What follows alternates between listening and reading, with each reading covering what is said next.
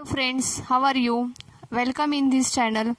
Superposition of waves ह्या चॅप्टरचा आज आपण पार्ट नंबर 16 बघणार आहोत.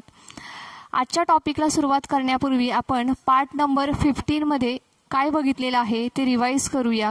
पार्ट नंबर 15 मध्ये आपण लॉज ऑफ व्हायब्रेटिंग स्ट्रिंग हा टॉपिक बघितलेला आहे.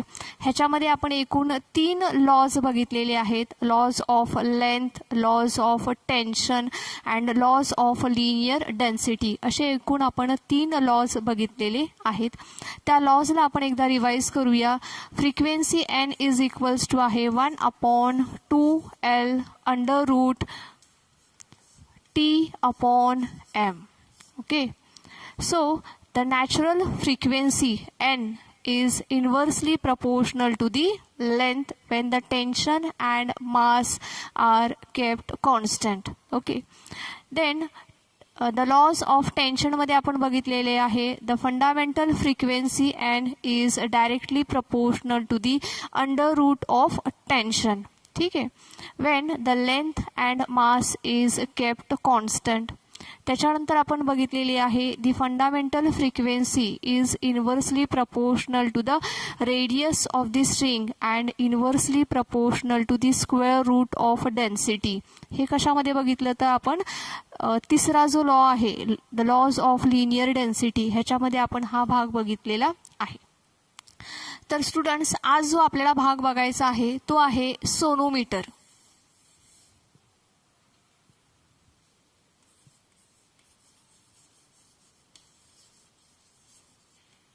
सोनोमीटर आपल्याला बघायचं आहे. Sonometer is consist with the a wooden rectangular box. हा काय आहे तर एक वुडन रेक्टँग्युलर बॉक्स आहे. It is hollow. Okay, now this wooden rectangular box is kept on a table. आपण काय केलेलं आहे त्याला एका टेबल वरती ठेवलेलं आहे.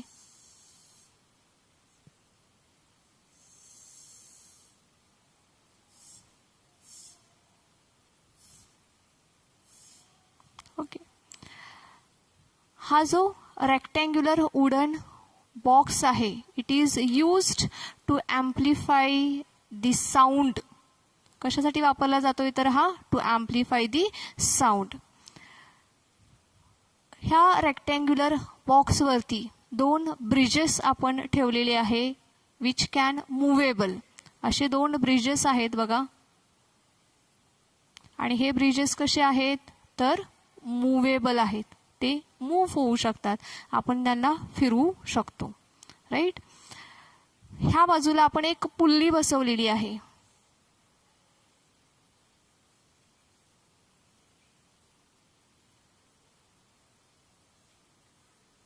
ठीक आहे, काय केलेलं आहे आपण एक पुल्ली बसवलेली आहे. ह्या रेक्टँग्युलर बॉक्सच्या एका बाजूला ह्या बाजूला आपण एक मेटलची स्ट्रिंग लावणार आहोत. ती मेटलची स्ट्रिंग अशी असेल बघा, आणि ही स्ट्रिंग ह्या ब्रिजेसवरून पास होऊन ह्या पुल्लीवरून पास होते. ह्या पुल्लीवरून पास करून आपण तिला असं खाली सोडलेलं आहे. ओके, काय केलेलं आहे आपण एक मेटलची वायर घेतलेली आहे. ती मेटलची वायर ह्या रेक्टँग्युलर बॉक्सच्या एका बाजूला फिक्स केलेली आहे, आणि ह्या 2 ब्रिजेसवरून आपण त्या वायरला पास करून ह्या पुल्लीवरून पास करून खाली सोडलेलं आहे.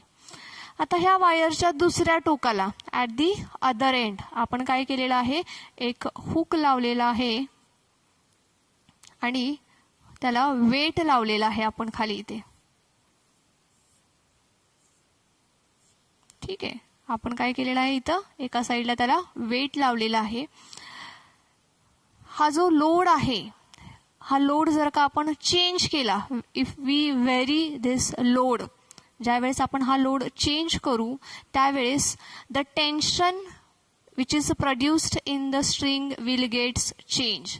म्हणजेच याचा अर्थ असा होतो की जर का आपण लोड चेंज केला तर रिस्पेक्टिव्हली स्ट्रिंग मधलं जे टेन्शन आहे ते टेन्शन काय होणार आहे चेंज होणार आहे. ह्याला आपण नावं देऊयात. ब्रिजेस आहेत, ह्याला पी असं नाव देते, तर ह्याला क्यू असं नाव देते. ठीक आहे. ट्युनिंग फोर्क सर्वांनी बघितला असेल, असा असतो ट्युनिंग फोर्क बघा.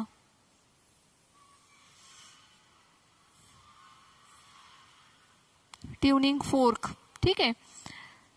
वेगवेगळ्या फ्रिक्वेन्सीचे ट्युनिंग फोर्क असतात. For example 256 hertz, 344 hertz, 412 hertz, 488, 512 hertz अशा वेगवेगळ्या फ्रिक्वेन्सीचे हे ट्युनिंग फोर्क्स असतात. हा ट्युनिंग फोर्क आपण घेतला आणि रबर पॅडवरती स्ट्राईक करून जर का आपण एका साईडला ह्या रेक्टँग्युलर बॉक्सवरती आपण जर का त्याला टच केला तर the string will start to vibrate. String काय होईल? व्हायब्रेट व्हायला सुरुवात होईल. ठीक आहे. कशी व्हायब्रेट होईल? स्ट्रिंग अप अँड डाऊन अशी व्हायब्रेट होईल. सो अशा पद्धतीने तिचे व्हायब्रेशन्स आपण दाखवू शकतो. तर ही जी लेंथ आहे ह्या लेंथला एल असं आपण म्हटलेलं आहे. This is vibrating length A, B is the vibrating length. ही जी व्हायब्रेटिंग लेंथ आहे ह्या लेंथला आपण चेंज करू शकतो. कसं? By moving the bridges. ह्या ब्रिजेसला आपण मूव्ह केल्यानंतर जी व्हायब्रेटिंग लेंथ आहे ही व्हायब्रेटिंग लेंथ काय होणार आहे? चेंज होणार आहे. राईट.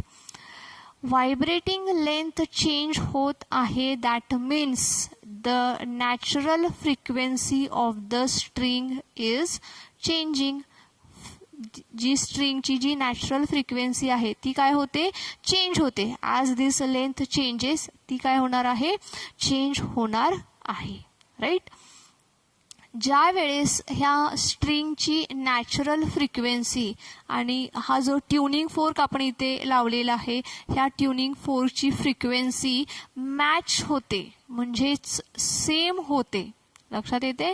स्ट्रिंगची नॅचरल फ्रिक्वेन्सी आणि ह्या ट्युनिंग फोर्कची व्हायब्रेटिंग फ्रिक्वेन्सी ज्या वेळेस मॅच होईल, सेम असेल, त्यावेळेस रेझोनन्स तयार होईल. Right. Now resonance means the string will vibrate with the maximum amplitude. String कशी व्हायब्रेट होईल?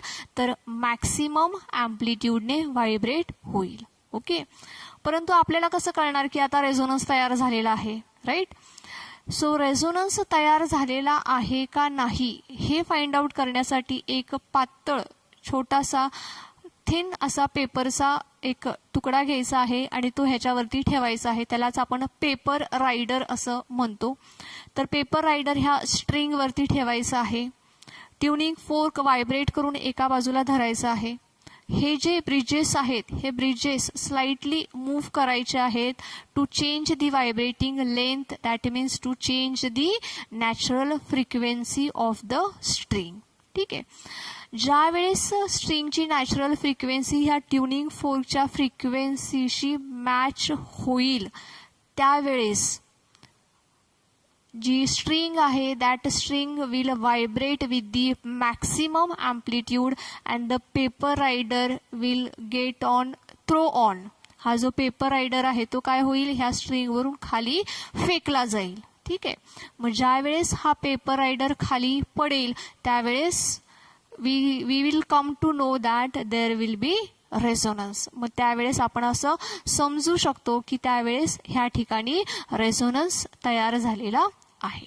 So this is about the sonometer. ठीक आहे. आपण एकदा ह्याची रिव्हिजन घेऊया. Sonometer is consist with the hollow rectangular wooden block. ठीक आहे. ह्याच्यामध्ये बघा होल्स ठेवलेले आहेत to amplify the sound.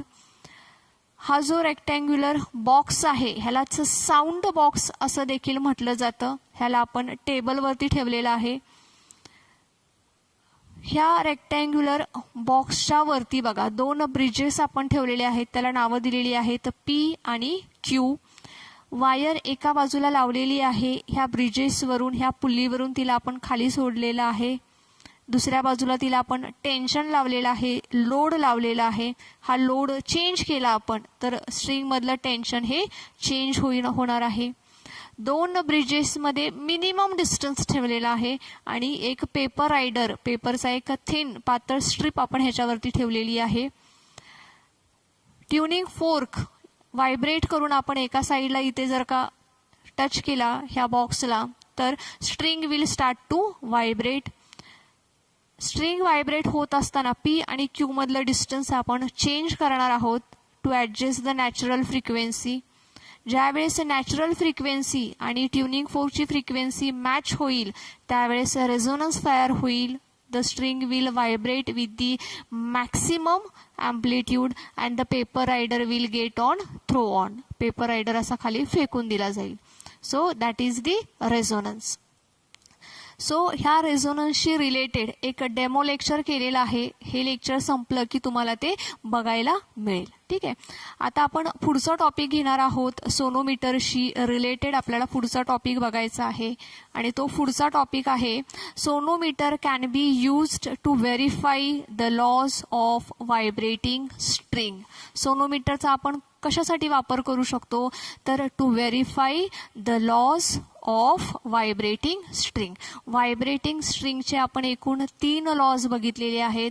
The laws of length, the laws of tension and the law of linear density असे आपण एकूण 3 लॉ बघितलेले आहेत. तर आपल्याला हे 3ही जे लॉज आहेत ते आपण ह्याच्यामध्ये व्हेरीफाय करू शकतो. राईट. सो आज आपण पहिला लॉ व्हेरीफाय करून बघणार आहोत. Verification of first law of vibrating string. ठीक आहे. आणि हे काय आहेत तर सोनोमीटरचे ॲप्लिकेशन्स आहेत. सोनोमीटरचा वापर कशासाठी करतोय आपण तर व्हायब्रेटिंग लेंथचे जे लॉज आहेत ते व्हेरीफाय करण्यासाठी आपण वापर करत आहोत. सो आपण पहिलं व्हेरिफिकेशन बघणार आहोत.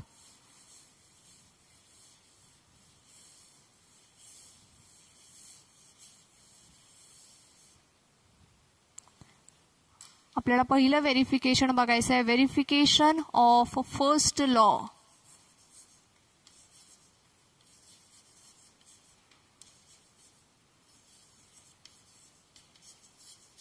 Verification of first law of vibrating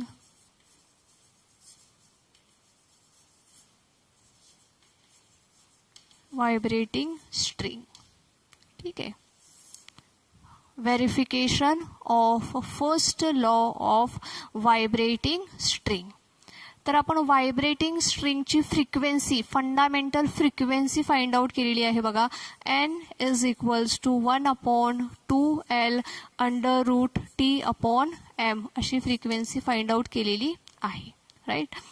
आता आपल्याला काय करायचं आहे फर्स्ट लॉ ऑफ व्हेरिफिकेशन हा फर्स्ट लॉला व्हेरीफाय करायचा आहे. काय आहे मग फर्स्ट लॉ? फर्स्ट लॉ काय आहे n is inversely proportional to the length.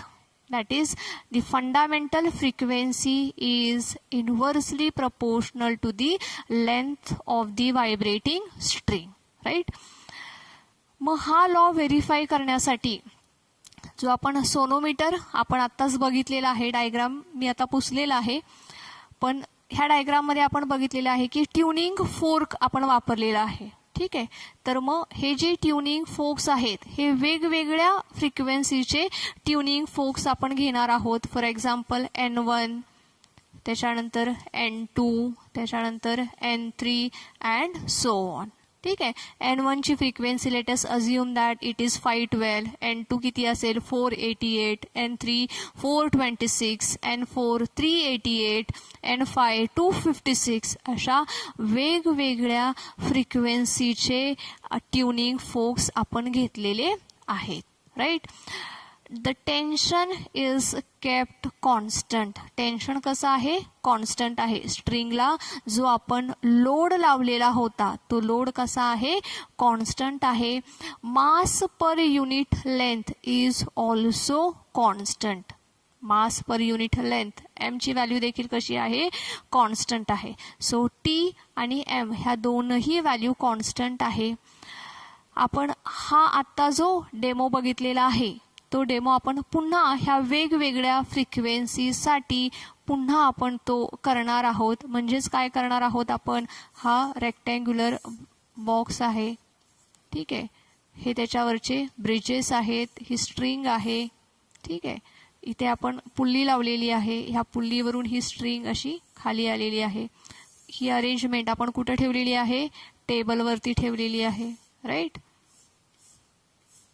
इथे आपण खाली काय लावलेलं आहे, तर वेट लावलेलं आहे. राईट, तर सुरुवातीला आपण N1 हा ट्युनिंग फोर्क इथे आपण ठेवलेला आहे. राईट, त्याच्यानंतर P आणि Q ह्या ब्रिजेसमधला डिस्टन्स चेंज करायचा आहे आपल्याला. ठीक आहे, डिस्टन्स चेंज करून जोपर्यंत तो पेपर रायडर खाली पडत नाही तोपर्यंत आपल्याला हे डिस्टन्स चेंज करायचं आहे. ठीक आहे, मग आपण इथं N1 ही फ्रिक्वेन्सीचा ट्युनिंग फोर्क घेतलेला आहे. तर ह्या दोघांच्या मधलं जे डिस्टन्स आहे ते असेल L1. A आणि B ह्याच्यामधलं डिस्टन्स किती आहे, L1 आहे. व्हायब्रेटिंग लेंथ आहे की ज्या फ्रिक्वेन्सीला तो जो पेपर रायडर आहे तो पेपर रायडर काय होईल, खाली पडेल. ठीक आहे, ज्या वेळेस पेपर रायडर खाली पडेल that means there will be resonance. मग ती लेंथ आपल्याला नोट करायची आहे. सो आपल्याला काय मिळेल, मग L1 मिळेल. ठीक आहे, त्याच्यानंतर आपण काय करणार आहोत, तर दुसऱ्या फ्रिक्वेन्सीचा ट्युनिंग फोर्क घ्यायचा आहे, N2 घ्यायचा आहे. आता फ्रिक्वेन्सी चेंज झालेली आहे, ही लेंथ देखील चेंज होईल. ब्रिजेस मधलं डिस्टन्स आपल्याला चेंज करावं लागेल so that the paper rider get thrown on from the string. त्या स्ट्रिंगवरून हा पेपर रायडर खाली पडेल असं डिस्टन्स पुन्हा आपल्याला ॲडजस्ट करायचं आहे. ते डिस्टन्स असेल L2. ठीक आहे, सो असं ह्या दुसऱ्या ट्युनिंग फोर्कसाठी केलेलं आहे. त्याच्यानंतर काय करायचं आहे, तिसरा ट्युनिंग फोर्क घ्यायचा आहे, त्याची फ्रिक्वेन्सी असेल N3. त्यावेळेस जी आपल्याला व्हायब्रेटिंग लेंथ मिळेल ती असेल N3. बरोबर आहे. सो मग आपला लॉ कसा आहे, N1 is inversely proportional to the L1. ठीक आहे, त्याचप्रमाणे काय होईल, N2 is inversely proportional to the L2. अजून N3 is inversely proportional to the L3. Okay, so आपण जर का हे मल्टिप्लाय केलं तर काय होईल, मग N1 L1 इक्वल्स टू काय असेल, कॉन्स्टंट. त्याचप्रमाणे N2 L2 is equals to काय असेल, कॉन्स्टंट. राईट, हे क्रॉस मल्टिप्लाय केल्यानंतर काय मिळणार आहे आपल्याला, N1 L1 which is equals to काय असणार आहे, कॉन्स्टंट. म्हणजेच काय, तर N1 L1 is equals to N2 L2 is equals to N3 L3 which is equals to constant. Which is equals to काय आहे, कॉन्स्टंट. म्हणजेच काय, तर NL is equals to constant. NL is equals to काय आहे, constant. NL is equals to काय आहे, constant.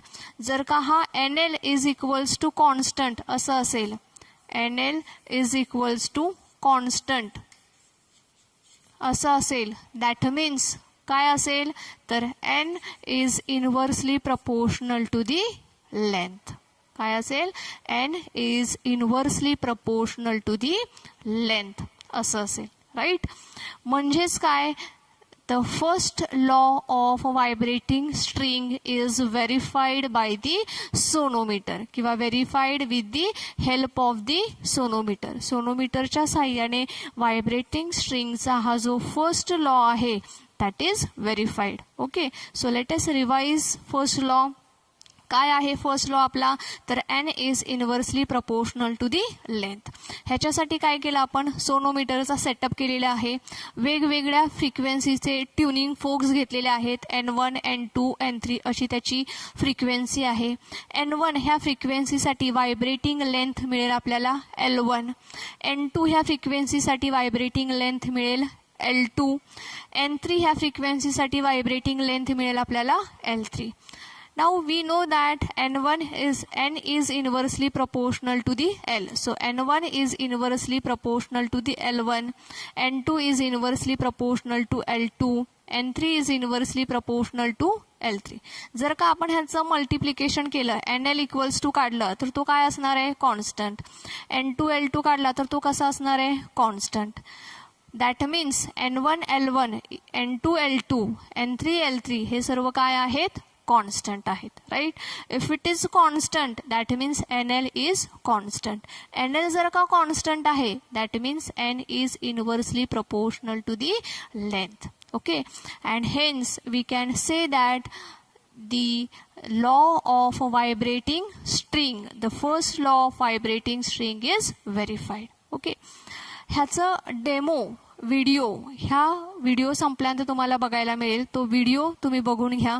Okay okay, thank you students.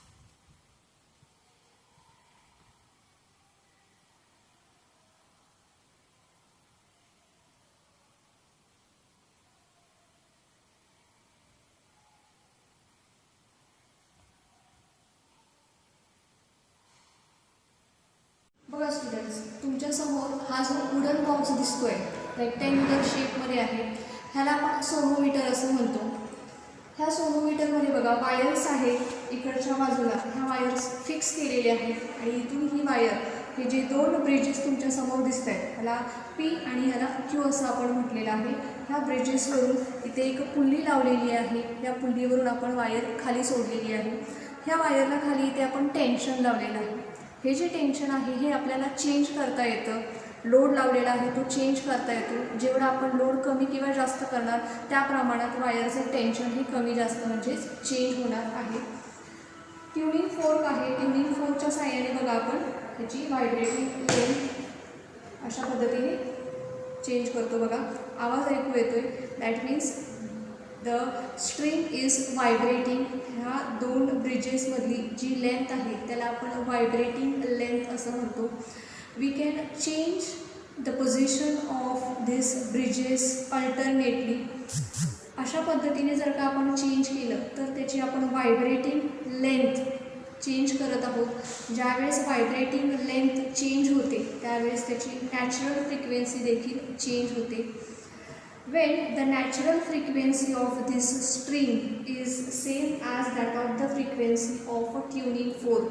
स्ट्रिंगची नॅचरल फ्रिक्वेन्सी आणि ट्युनिंग फोर्कची फ्रिक्वेन्सी ज्यावेळेस मॅच होते, सेम होते, त्यावेळेस रेझोनन्स तयार होतो. आणि ज्या वेळेस हा रेझोनन्स तयार होतो त्यावेळेस हा जो पेपर रायडर आहे हा जंप करून खाली पडतो. ज्यावेळेस हा पेपर रायडर खाली पडेल त्यावेळेस असं आपण समजून जायचं की आता इथे रेझोनन्स तयार झालेला आहे. Thank you students.